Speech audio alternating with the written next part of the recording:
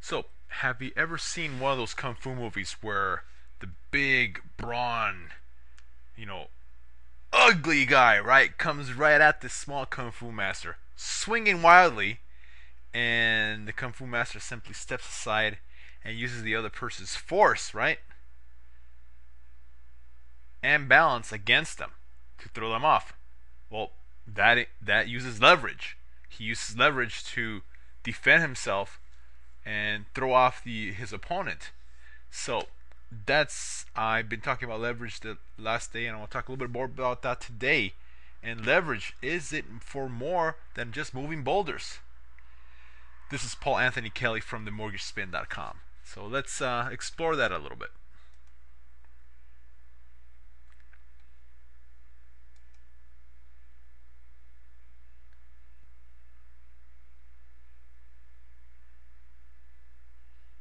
Okay, here we go.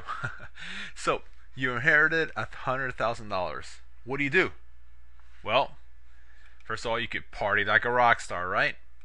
Well, that's all good and dandy, but then the money will be gone, and what do you got left? Nothing. Well, at least the memories, right?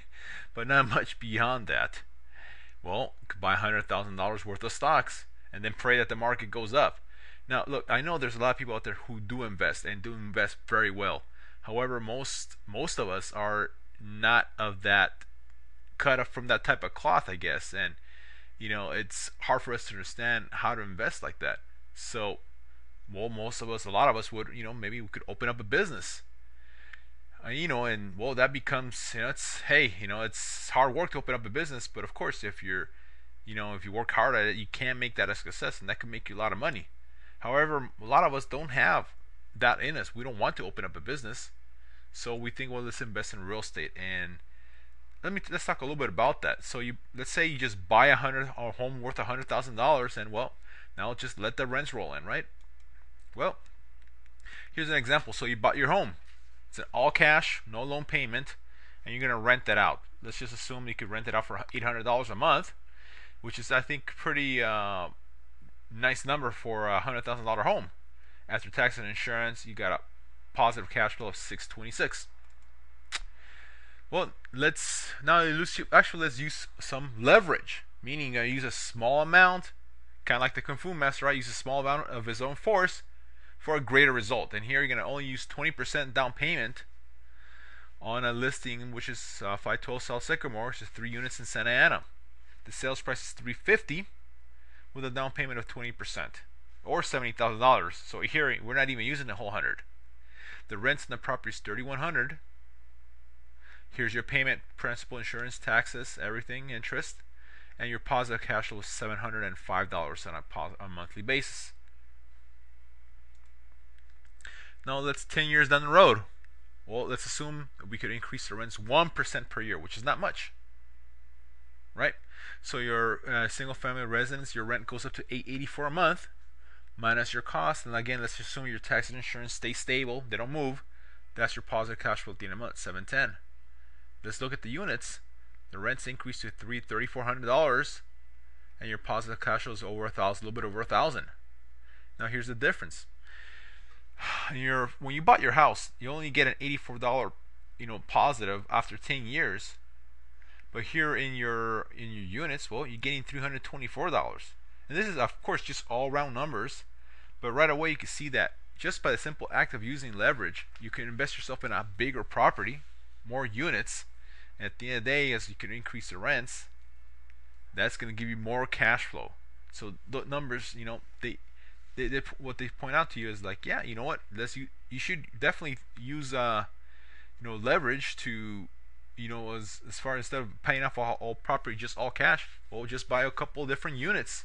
Maybe you want to buy 2, 3, 4 different houses, whatever it is, but use the leverage to buy more property. Now let's talk about a little bit something different. How about you use leverage to start your financial freedom in a different way? There's a lot of different ways, but hey, let's just talk about this one example. So right now, let's assume that let's say you're buying your first property, and you're gonna buy these 3 units to live in. So now you're only using, and you know what? Let me start from the beginning. Let's assume that you don't have $100,000, because how many of us are actually gonna inherit $100,000, right? that was just for example purposes, so you can understand the concept. Here now we just have 3 units, and you only have the down payment, which is 12,000 or so. And you can live. There's there's a 1 bedroom, 1 bath you can live in. Let's say you're just brand new couple, maybe one baby, and that's it. So live in a 1 bedroom, 1 bath. That's your down payment. Your payment is 2,536, principal, insurance, taxes, interest, the whole thing.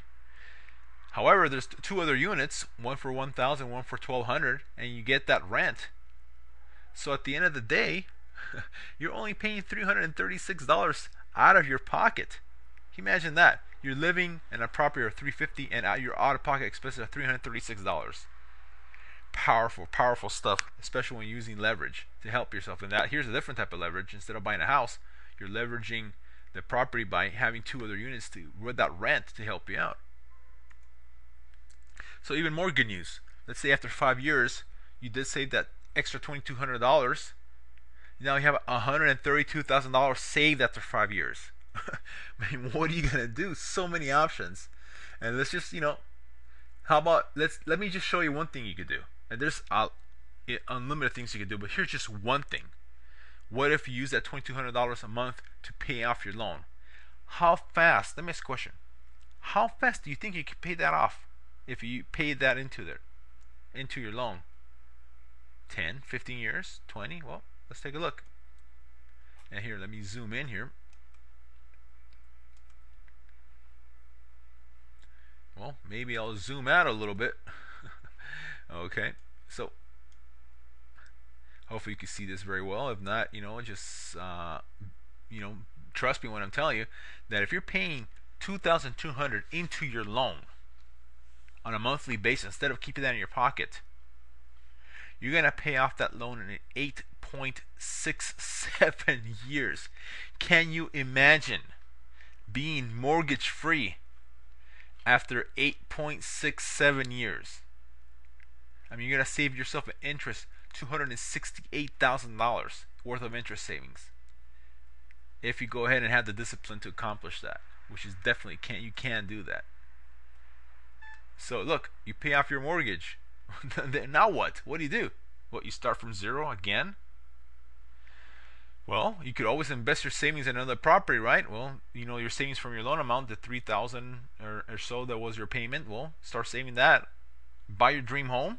Now you could buy it, or do a combination of both. I mean, there's so many different things you could do. Well, maybe instead of putting that into your loan, maybe you put only half the $2,200 into your loan, and you use the other half for a savings account to buy more investment properties.